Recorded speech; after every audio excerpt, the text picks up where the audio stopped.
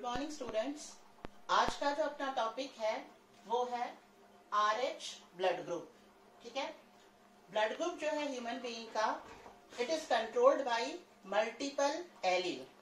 Mendel ने जो नियम बताया था उसमें शुरुआत उन्होंने करी थी कि किसी एक लक्षण को नियंत्रित करने के लिए दो एलील पाए जाते हैं, यानी दो विकल्प पाए जाते हैं।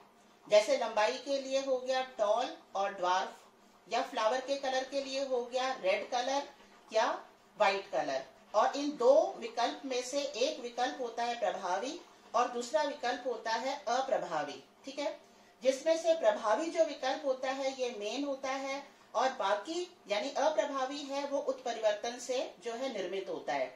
अब यहाँ बाद में ये पता चला कि कुछ ऐसे लक्षण भी हैं जिनका नियंत्रण दो से अधिक प्रकार के एलील के द्वारा कंट्रोल होता है, नियंत्रित होता है, तो इसे कहते हैं मल्टीपल एलील।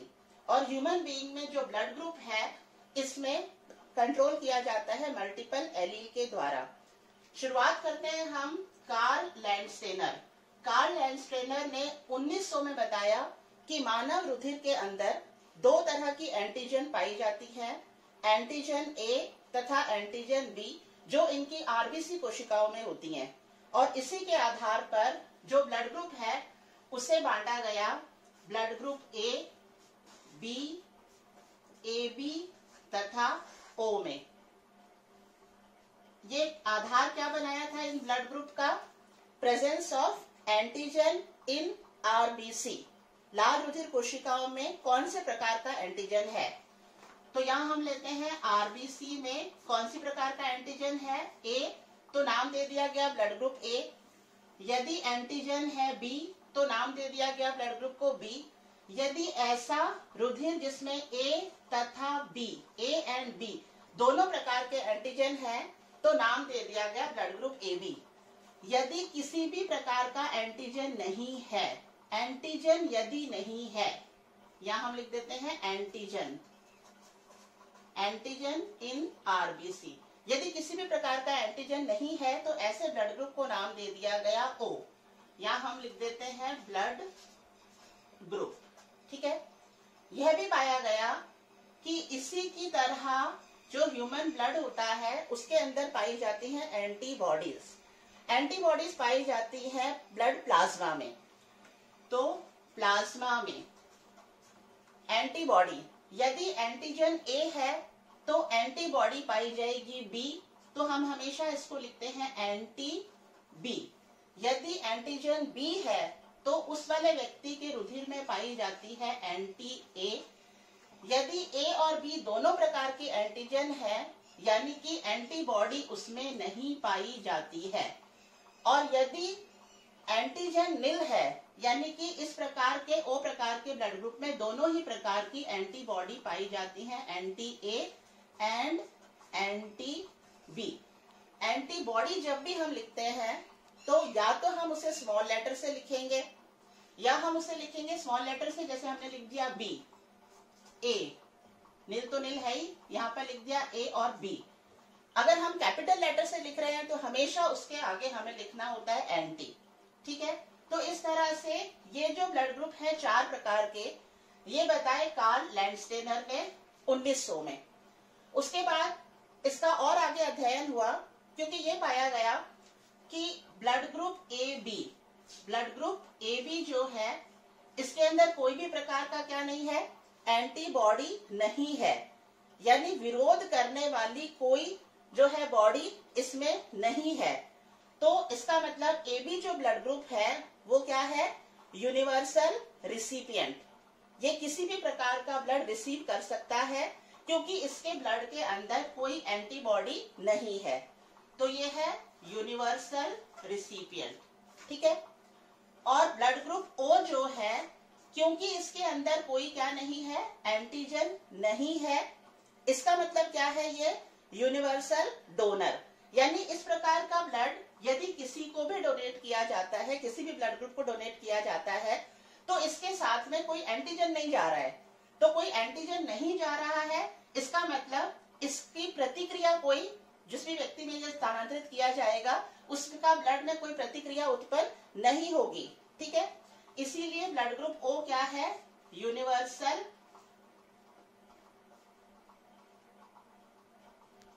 ये है रेसिपिएंट। तो ब्लड ग्रुप ओ क्या हो गया? Universal donor. तो अगर हमसे प्रश्न पूछा जाता है कि यूनिवर्सल AB यूनिवर्सल रेसिपिएंट क्यों है या O यूनिवर्सल डोनर क्यों है, तो दोनों ही प्रकृति में हमें जो आंसर देना है वो इस आधार पर देना है कि इनमें कौन सी चीज नहीं है। ब्लड ग्रुप AB में कोई के प्लाज्मा में कोई एंटीबॉडी नहीं है, इसीलिए यह यूनिवर्सल रेसिपिएंट है। ब्लड ग्रुप O के अंदर कोई एंटीजन नहीं है, इसीलिए यह यूनिवर्सल डोनर है। इसके बाद में भी देखा गया कि A प्रकार के व्यक्ति को आवश्यकता पड़ने पर A प्रकार का ब्लड दिया गया, B प्रकार के व्यक्ति को आवश्यकता पड़ने पर B प्रकार का ब्लड दिया गया, यानी सेम जैसा होना चाहिए वैसा ब्लड यदि जो है आवश्यकता पड़ने पर किसी व्यक्ति को या पेशेंट को दिया जा रहा है। फिर भी कुछ कंडीशन में ऐसा पाया गया कि जो रिसिपिएंट है उसके अंदर रुधिर का थक्का जम जाता है और रुधिर का थक्का जमने के कारण उसकी मृत्यु हो जाती है। फिर वैज्ञानिकों ने सोचा कि इन दो एंटीजन के अलावा भी कोई ऐसी चीज है ब्लड में जो हमारे अध्ययन में रह रही है, जिसके कारण सही प्रकार का ब्लड डोनेट करने के बाद में या सही प्रकार का ब्लड रिसीव करने के बाद में भी ब्लड में पेशेंट के ब्लड में एग्लूटिनेशन होने के कारण मृत्यु हो रही है। तो इस अध्ययन को जारी रखा। उसके बाद में इसी क्रम में लैंडस्टेनर और लिवाइन जो है वैज्ञानिक, इन्होंने 1927 में यह पाया कि ह्यूमन ब्लड के अंदर दो और प्रकार के भी एंटीजन होते हैं, और वो जो दो एंटीजन होते हैं वो है antigen M and antigen N। ठीक है, इसके आधार पर भी ब्लड ग्रुप जो है नाम दिया गया M ब्लड ग्रुप या N ब्लड ग्रुप, या अगर दोनों प्रकार के एंटीजन है तो MN टाइप ब्लड ग्रुप। लेकिन ये हम कॉमन जो है, कभी भी आप ब्लड डोनेट करते हो, रिसीव करते हो, ब्लड ग्रुप आप चेक करवाते हो, तो उसके अंदर हम MN टाइप का ब्लड ग्रुप का कोई रिकॉर्ड उसमें नहीं लेते हैं। इसका मेन कारण इसलिए है क्योंकि इनकी एंटीबॉडीज नहीं पाई जाती हैं। तो एंटीबॉडीज नहीं पाई जाती, इसका मतलब कोई खतरा नहीं है।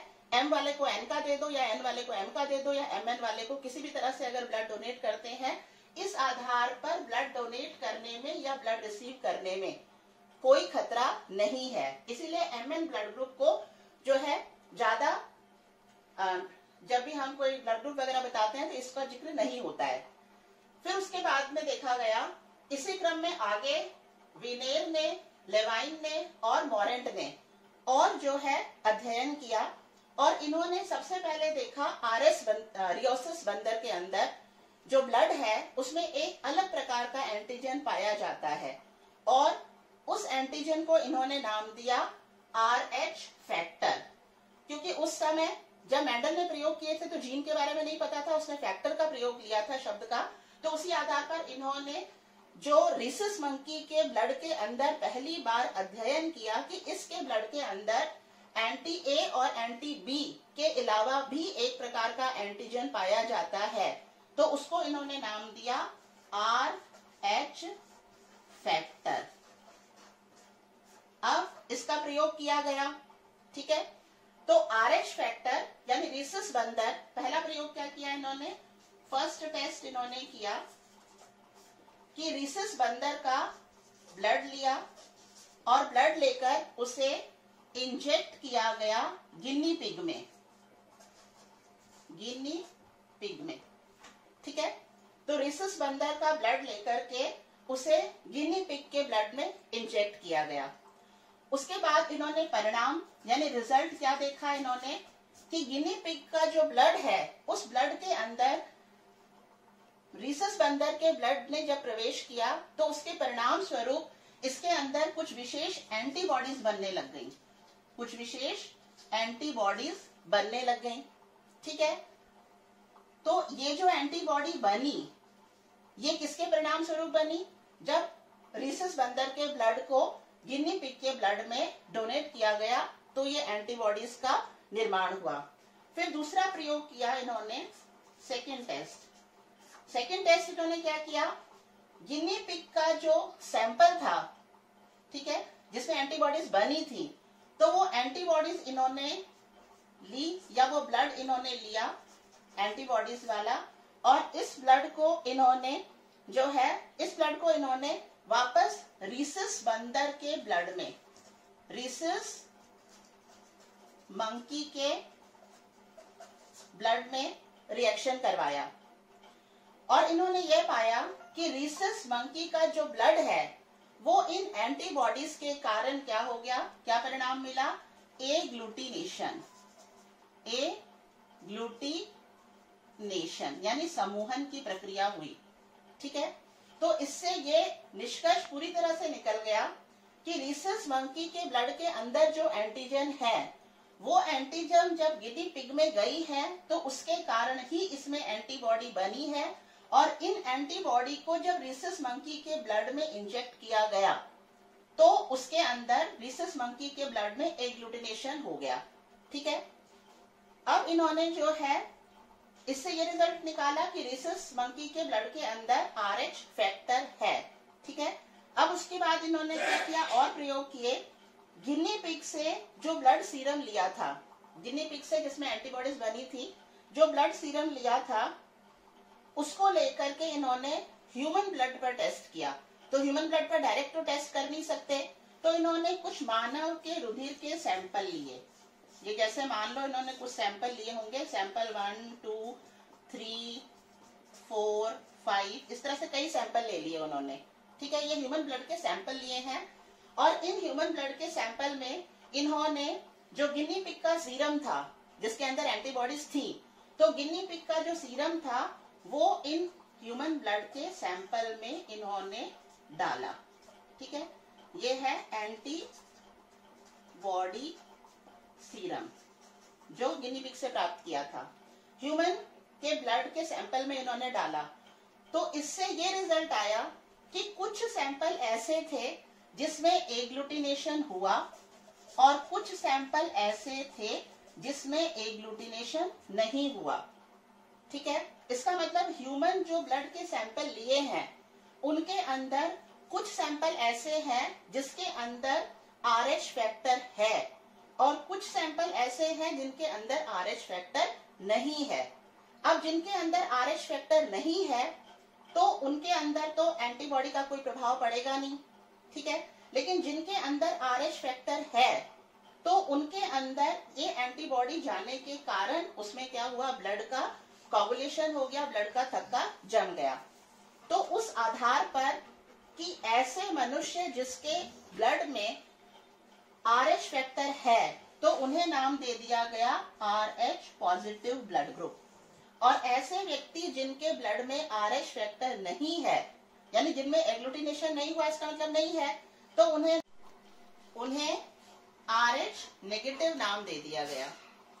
इस तरह से पहले लैंडस्टेनर ने क्या बताया था, on the basis of presence of antigen in RBC blood group जो है वो 4 प्रकार के बांटे थे, A, B, AB और O। लेकिन अब RH फैक्टर के बारे में जानकारी प्राप्त होने के बाद में ये ब्लड ग्रुप जो है किस आधार पर बांट दिए गए कि RH फैक्टर है या नहीं है, तो उस आधार पर नाम दे दिया गया A पॉजिटिव और नेगेटिव, B पॉजिटिव और नेगेटिव, AB पॉजिटिव और नेगेटिव एंड O पॉजिटिव और O नेगेटिव। यानी पहले जो ब्लड ग्रुप था वो 4 प्रकार का बताया था, लेकिन RH फैक्टर के बारे में जानकारी प्राप्त होने के बाद में ब्लड ग्रुप जो है वो कितने प्रकार का हो गया, 8 प्रकार का हो गया। A positive negative, B positive या नेगेटिव, AB पॉजिटिव या नेगेटिव एंड O पॉजिटिव या negative on the basis of presence of RH factor in blood. ठीक है, अब इसमें नोट ये है कि एंटी बी और एंटी ए तो पहले से ही उपस्थित होती हैं एंटीजन के आधार पर, लेकिन RH फैक्टर की जो एंटीबॉडी है यह पहले से किसी भी मनुष्य में नहीं होती है। यह डेवलप होती है यदि RH positive blood group RH negative व्यक्ति में स्थानांतरित किया जाता है। ठीक है, तो उसके परिणाम स्वरूप RH एंटीबॉडीज बनती हैं, यानी RH एंटी बॉडीज पहले से ही नहीं होती हैं ये तब डेवलप होती हैं जब RH फैक्टर या RH एंटीजन जो है यह RH नेगेटिव वाले व्यक्ति में, RH पॉजिटिव वाले व्यक्ति में स्थानांतरित किया जाए, उसके बाद में डेवलप होती हैं। ठीक है, तो ये नोट है। और यही कारण है कि मान लो कोई व्यक्ति है जिसका ब्लड ग्रुप जो है, जिसका ब्लड ग्रुप है A पॉजिटिव, ठीक है, A नेगेटिव लेकर चलते हैं हम, या कोई भी नेगेटिव लेकर चलते हैं, यानी उसके अंदर RH फैक्टर नहीं है। ठीक है, तो उसको इमरजेंसी के टाइम पर ब्लड ग्रुप तो देख लिया कि A है, पॉजिटिव नेगेटिव नहीं देखा, और A पॉजिटिव वाला ब्लड उसको डोनेट कर देते हैं। तो पहली अवस्था में, यानी पहली बार जब उसने रिसीव किया है इस प्रकार का ब्लड, तो वो सरवाइव कर जाएगा। क्यों सरवाइव कर जाएगा? क्योंकि उसमें पहले से ही RH के अगेंस्ट एंटीबॉडीज नहीं है। लेकिन अब क्योंकि RH पॉजिटिव वाला ब्लड उसे चढ़ाया गया है, तो अब उसके परिणाम स्वरूप उसके शरीर के अंदर एंटीबॉडीज बननी शुरू होंगी because of the immunity system. तो इम्यूनिटी सिस्टम जो है उस एंटीजन के अगेंस्ट एंटीबॉडी बनाना शुरू करेगा। अब उसके अंदर वो RH एंटीबॉडीज हो चुकी हैं, बन चुकी हैं। अब मान लो बाई चांस वही व्यक्ति दोबारा उसे ब्लड की आवश्यकता पड़ती है और दोबारा वो उसी व्यक्ति से ब्लड लेता है जिससे उसने पहले लिया था, यह सोचकर कि हमारा ब्लड ग्रुप सेम है, पहले भी लिया था, और वो सेम पॉजिटिव वाले का ब्लड ग्रुप ले लेता है। तो अब की बार क्या होगा? दोबारा वाले में, दोबारा स्थानांतरण में क्या होगा कि अब जो है, अब उसके अंदर RH एंटीबॉडी बन चुकी है, तो RH पॉजिटिव वाला ब्लड अगर उसको चढ़ाया जाता है तो उसके ब्लड के अंदर पूरे में क्या हो जाएगा? एग्लूटिनेशन हो जाएगा, समूहन हो जाएगा और उस व्यक्ति की मृत्यु हो जाएगी। इसीलिए अब ब्लड डोनेट करने से पहले या ब्लड रिसीव करने से पहले RH फैक्टर यानी पॉजिटिव और नेगेटिव को की भी स्टडी की जाती है। ठीक है, अब RH एंटीजन, RH एंटीजन जो है इसके लिए नाम दिया गया एंटीजन D। RH फैक्टर की जगह अब इसको नाम दिया गया एंटीजन D, और एंटीबॉडी जो है इसको नाम दिया गया एंटी D। ठीक है, तो एंटीजन A, एंटीजन B और तीसरा हो गया एंटीजन T। 3 प्रकार के एंटीजन अब हमें पता है कि ह्यूमन ब्लड में, RBC में पाए जाते हैं। अब सवाल ये उठता है इसके इनहेरिटेंस का, यानी इसकी वंशागति का। एंटीजन की वंशागति का नियंत्रण किसके द्वारा किया जाता है? तो यहाँ पर जो है अलग अलग वैज्ञानिकों ने अलग अलग मत दिए। इसमें पहला जो मत दिया वो विनर ने दिया, हम कहेंगे ये विनर का मत। और विनर के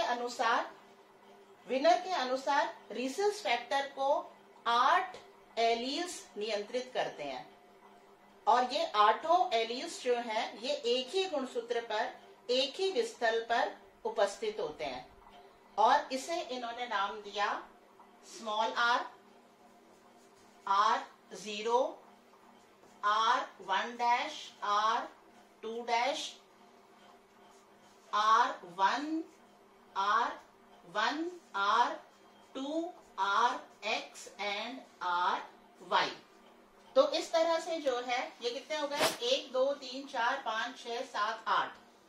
तो विनर ने क्या कहा कि एंटीजन D के लिए या RH फैक्टर के लिए ह्यूमन बीइंग के अंदर जो क्रोमोसोम है उसमें 8 एलील्स के द्वारा इसका नियंत्रण हो रहा है। तभी हमने पहले क्या पढ़ा था? Multiple allele. ह्यूमन का जो ब्लड ग्रुप है it is controlled by multiple allele, और ये 8 ही जो एलील हैं ये एक ही गुणसूत्र पर, एक ही विस्थल पर पास पास में स्थित होते हैं। दूसरा जो मत दिया वो दिया फिशर ने। फिशर का मत जो है इसे आधुनिक आनुवंशिकी में ज्यादा सही तरह से इसको माना जाता है। फिशर ने बताया कि एंटीजन डी का नियंत्रण के लिए हमारा जो गुणसूत्र है उसमें 3 जोड़ी जीन्स पाए जाते हैं और वो भी एक ही गुणसूत्र पर उपस्थित है, एक ही लोकस पर उपस्थित है और इतनी पास पास स्थित है कि वो एक ही जीन की तरह प्रतिक्रिया करते हैं। अब यहाँ है सेम क्रोमोसोम पर उपस्थित होना, सेम लोकस पर उपस्थित होना और इतने पास पास उपस्थित होना कि एक ही जीन की तरह अभिक्रिया करना। तो इस प्रकार के एलील्स को कहते हैं pseudo allele. Pseudo allele, pseudo मतलब आभासी, ठीक है वो अलग, है वो संख्या में 2 से अधिक, लेकिन काम जो है वो एक ही प्रकार के जीन की तरह कर रहे हैं, तो इसे कहते हैं स्यूडो एलील। और फिशर के अनुसार क्या कहा था कि 3 जोड़ी जीन्स, तो डोमिनेंट को नाम दिया गया capital D, capital C, D और ई, और इसी का जो रिसेसिव है, विकल्प है, उसको नाम दिया गया small C, small D and small ई।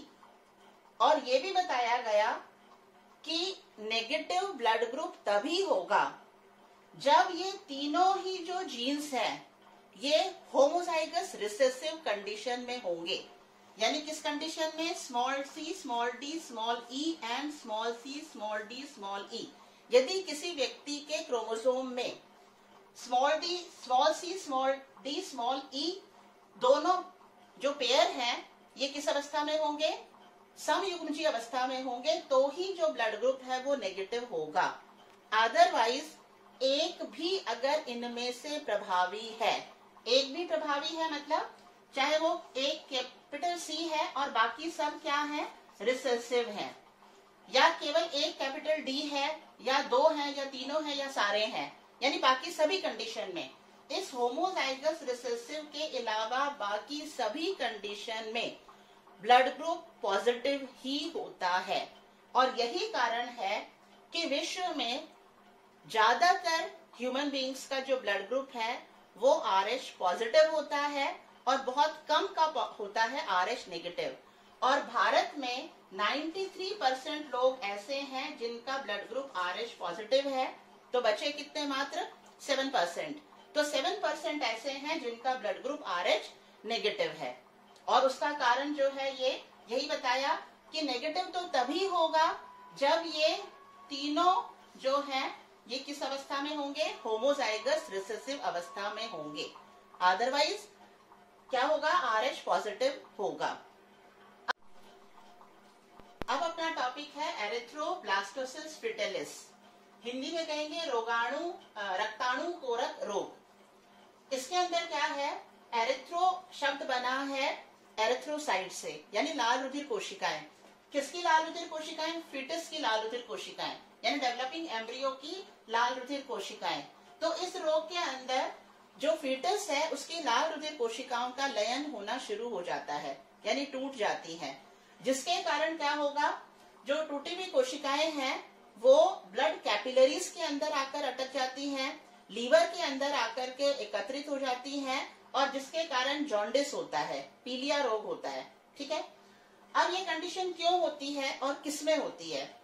तो अगर मदर RH पॉजिटिव है और फादर RH पॉजिटिव है, अगर ऐसी कंडीशन है तो ऐसे जो दंपति हैं उनसे पैदा होने वाली जो संतानें हैं उनमें केवल 25% संतानें ऐसी होंगी जिनके अंदर RH नेगेटिव होने की संभावना होगी। बाकी 75% संतानें ऐसी होंगी जो RH पॉजिटिव ही होंगी। ठीक है, लेकिन यदि दोनों RH नेगेटिव हैं, पॉजिटिव के बजाय दोनों क्या है? RH नेगेटिव है, यानी मदर भी और फादर भी, दंपति दोनों RH नेगेटिव हैं, तो इनसे पैदा होने वाली संतानें RH नेगेटिव ही होंगी, क्योंकि RH नेगेटिव मतलब जो इसके अंदर होमोजाइगस रिसेसिव कंडीशन है, तो उनमें तो संभावना होगी ही नहीं कि संतान RH पॉजिटिव है। ठीक है, अब तीसरी कंडीशन आती है, यदि मदर है RH नेगेटिव लेकिन फादर है RH पॉजिटिव, तो ऐसी स्थिति में मदर के अंदर जो डेवलपमेंट होगा एम्ब्रियो का वो 2 तरह का हो सकता है, या तो वो RH नेगेटिव होगा या RH पॉजिटिव होगा। अगर RH नेगेटिव ब्लड ग्रुप है बच्चे का जो यूट्रस में डेवलप हो रहा है तो कोई दिक्कत नहीं है, नॉर्मल डिलीवरी होगी, ठीक है। लेकिन अगर बच्चा जो डेवलप हो रहा है वो RH पॉजिटिव है तो पहले बच्चे में कोई दिक्कत नहीं होगी मोस्ट प्रोबेबली, ठीक है। इसलिए दिक्कत नहीं होगी। मदर और जो डेवलपिंग एम्ब्रियो है, जो फीटस है, ये किसके द्वारा कनेक्टेड है? प्लासेंटा के द्वारा कनेक्टेड है और प्लासेंटा के द्वारा इन दोनों की बच्चे की सारी आवश्यकताओं की पूर्ति मदर के द्वारा की जा रही है। तो फर्स्ट डिलीवरी में तो कोई प्रॉब्लम नहीं होगी, लेकिन डिलीवरी के टाइम पर, यानी डिलीवरी के टाइम पर 5 से 30 ml जो बच्चे का जो ब्लड है वो ब्लड जो है इस प्लासेंटा के साथ में मदर के अंदर प्रवेश कर सकता है और मदर के अंदर प्रवेश करने के कारण अब मदर का जो ब्लड है वो सेंसिटाइज्ड हो जाता है, यानी संवेदीकृत हो जाता है और संवेदीकृत होने के कारण अब इसके अंदर एंटीजन R या एंटीजन D पहुंच चुकी है, RH फैक्टर पहुंच चुका है। तो इसके ब्लड के अंदर, माँ के ब्लड के अंदर जो RBC है उसके अंदर एंटीबॉडीज बननी शुरू हो जाती है उसके अगेंस्ट, ठीक है। अब इसके अंदर क्या बन चुकी है? RH एंटीबॉडीज बन चुकी हैं। फर्स्ट बच्चे में तो नॉर्मल हुआ, कोई दिक्कत नहीं हुई, लेकिन अब यही माँ अगर दोबारा से गर्भवती होती है और दोबारा से इसके अंदर जो डेवलपिंग एम्ब्रियो है, जो फीटस है, वो RH पॉजिटिव होता है, तो ऐसी कंडीशन में क्या होगा? अब माँ के अंदर RH एंटीबॉडी बन चुकी है, तो ये एंटीबॉडीज जो है, ये एंटीबॉडीज प्लासेंटा के थ्रू पहुंच जाती है फीटस में। और फीटस क्या है? RH पॉजिटिव है, RH पॉजिटिव डेवलपमेंट हो रहा है इसमें। तो फीटस के अंदर RH एंटीबॉडी पहुंचने के कारण फीटस की लाल रुधिर कोशिकाओं में क्या हो जाएगा? लयन हो जाएगा, एग्लूटिनेशन या समूहन हो जाएगा, क्लम्पसिंग हो जाएगी, जिसके कारण फीटस का डेवलपमेंट पूरा नहीं होगा। ज्यादातर देखा जाता है कि 2 महीने का या 2.5 महीने का या 3 महीने का ही बच्चा डेवलप हुआ है और इसके अंदर एग्लूटिनेशन के कारण अबॉर्शन हो जाता है और पूरा डेवलपमेंट बच्चे का नहीं हो पाता है। इस कंडीशन को कहते हैं एरिथ्रोब्लास्टोसिस फिटरलेसिस। तो ये क्लियर है टॉपिक आप लोगों को? अब आज का अपना टॉपिक कंप्लीट होता है। सारा रिलेटेड किससे है? RH फैक्टर से।